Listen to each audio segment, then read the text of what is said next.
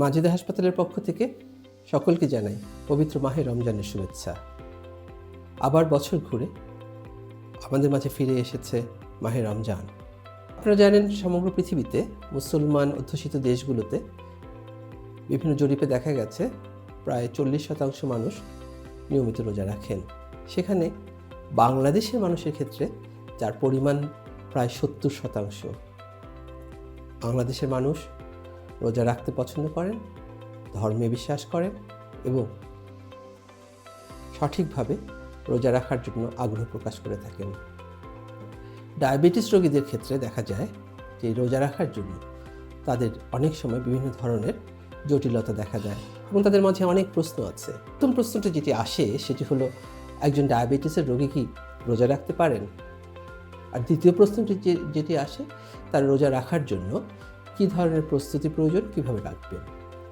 প্রথমে একটি জিনিস পরিষ্কার করে নিই, সঠিক প্রস্তুতি, সঠিক খাদ্যাভ্যাস এবং সঠিক ঔষধের ডোজ পূর্বে নির্ধারণ করে রাখলে একজন ডায়াবেটিসের রোগী 30টি রোজাই রাখতে পারবেন এবং ইনশাআল্লাহ মহান সৃষ্টিকর্তা রাব্বুল আলামিনের কৃপায় সেই রোজা অনেক সহজ হয়ে যাবে যদি আপনারা আপনাদের প্রস্তুতিটি ঠিকভাবে নেন।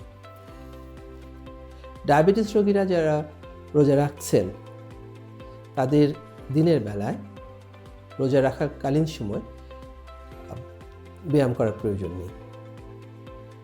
1 ঘন্টা পর, ইফতারের 1 ঘন্টা পর তারা তাদের নিয়মিত ব্যায়াম করতে পারে।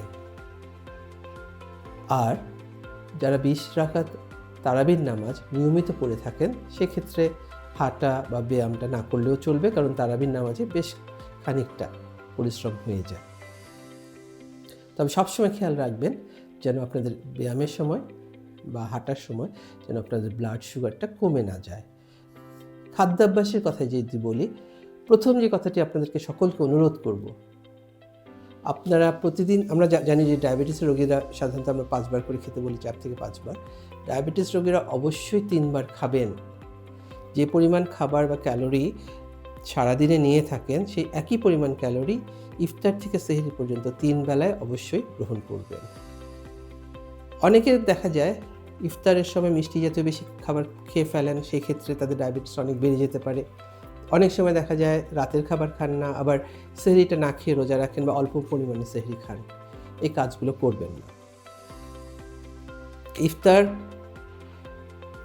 সঠিক সময় আজানের সাথে সাথে গ্রহণ করবেন, যত তাড়াতাড়ি সম্ভব, এবং সেহরি যত দেরিতে সম্ভব, অর্থাৎ রাতে একবারে খেয়ে নিয়ে রোজা রাখলাম, এই কাজটি করবেন না। সেহরির সময়ের ওয়াক্তের আগে ঠিক পূর্ব মুহূর্তেই সেহরিটি গ্রহণ করবেন এবং রাতের খাবার অবশ্যই খাবেন। ইফতারের পর থেকে সেহরি পর্যন্ত এই সময়টুকু যতক্ষণ আপনারা জেগে থাকেন যথেষ্ট পরিমাণ পানি পান করবেন, কারণ ডায়াবেটিসের রোগীদের পানি শূন্যতায় বিভিন্ন ধরনের জটিলতা হতে পারে। ওষুধের বিষয়ে যদি বলি, সেক্ষেত্রে আমরা সাধারণত যেটা করি, প্রথমত আপনাদের প্রতি অনুরোধ, আপনাদের চিকিৎসকদের কাছ থেকে ওষুধের ডোজগুলো ঠিক করে নেবেন। সকালের ওষুধটা ইফতারের সময় খাবেন এবং রাতের ওষুধটা অর্ধেক পরিমাণে সেহরির সময় খাবেন। আপনারা আপনাদের চিকিৎসকদের কাছে অবশ্যই চিকিৎসকের সাথে পরামর্শ করে আপনার ওষুধের ডোজটি নির্ধারণ করে নেবেন। আগে যে কথাটা বলছিলাম যে রক্তের সুগারের পরিমাণ কমে যেতে পারে, আবার বেশিও হয়ে যেতে পারে, কমে যেতে পারে যে দিনের যে কোনো সময়, আবার ইফতারের পরে অতিরিক্ত পরিমাণে মিষ্টি জাতীয় খাবার খেলে অনেক সময় দেখা যায় বেড়েও যায়। যদি 3.9 এবং 5-এর মাঝামাঝি থাকে সেই ক্ষেত্রে 1 ঘন্টা পর আবার মাপবেন। যদি স্টেবল থাকে রোজা কন্টিনিউ করতে পারেন, যদি 5-এর বেশি থাকে সেই ক্ষেত্রে রোজা ভাঙার কোনো প্রয়োজন নাই। যদি রক্তের আপনার সুগারের পরিমাণ বেশিও হতে পারে, আমরা সাধারণত বলি যেটাকে হাইপারগ্লাইসেমিয়া, সেক্ষেত্রে আপনি কীভাবে বুঝবেন? ঘন ঘন প্রস্রাব হচ্ছে, পানির পিপাসা লাগছে, আপনি চোখে ঝাপসা দেখছেন, এরকম কিছু যদি হয় এবং রক্তে সুগারের পরিমাণ যদি 17.1-এর বেশি থাকে সেক্ষেত্রে আপনারা রোজা ভেঙে ফেলবেন। সাথে সাথে যেটা যদি কমও থাকে কিংবা বেশি থাকে, দুই ক্ষেত্রেই চিকিৎসকের কাছে যাবেন। আপনার ডোজগুলো আবার একটু নির্ধারণ করে নেবেন, কী কারণে ব্লাড সুগারটা কমে গেল বা বেশি হয়ে গেল সেটি একটু আপনারা আবার বিশ্লেষণ করে নেবেন। কারণ সেদিনের রোজাটি হয়তো ভেঙে ফেলতে হলো, পরবর্তী রোজাগুলো তো আপনাকে রাখতে হবে।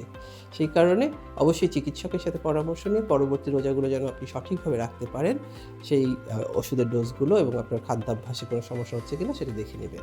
ইফতারের ক্ষেত্রে আপনারা পানি নেওয়ার সাথে সাথেই ওষুধটা খেয়ে নেবেন অথবা ইনসুলিনটা নিয়ে নেবেন এবং তারপরে আপনার সম্পূর্ণ ইফতারটা করবেন। ইফতার এবং সেহরির মাঝে বেশি পরিমাণে পানি খাবেন। ইফতারে অবশ্যই শরবত খেতে পারেন, এটি একটি প্রশ্ন। খেজুর খেতে পারবেন কিনা? খেজুর খেতে পারেন, তবে খুব বেশি না, দুটোর বেশি না। আর শরবতে অবশ্যই চিনিমুক্ত শরবত খাবেন। একটা প্রশ্ন প্রায় আমাদেরকে জিজ্ঞেস করা হয় যে রক্ত আমরা কতবার মাপব। প্রথমে একটা জিনিস পরিষ্কার করে নিই, গ্লুকোমিটারে রক্তের পরিমাণ মাপলে, ব্লাড সুগার পরিমাপ করলে রোজা ভাঙে না। এই বিষয়টিকে নিয়ে কেউ সন্দেহের কোনো কারণ নেই, কারণ আমাদের একটা ইসলামিক যারা স্কলার আছে তাদের দ্বারা এটা বলা হয়েছে, ফতোয়া দেওয়া আছে যে গ্লুকোমিটারের রক্তের পরিমাণ করলে রোজা ভাঙে না। তো আপনারা যদি এই নিয়মকানুনগুলো মেনে চলেন, সঠিকভাবে চলেন এবং সঠিক নির্দেশনাগুলো ডাক্তার সাহেবরা যেগুলো পরামর্শ দিচ্ছেন সেগুলো যদি মেনে চলেন, আমরা বিশ্বাস করি ইনশাআল্লাহ আপনারা 30টি রোজা সহজভাবে পালন করতে পারবেন। সবাইকে আবার জানাই পবিত্র রমজানের শুভেচ্ছা। খুশ আমদেদ মাহে রমজান। আসসালামু আলাইকুম।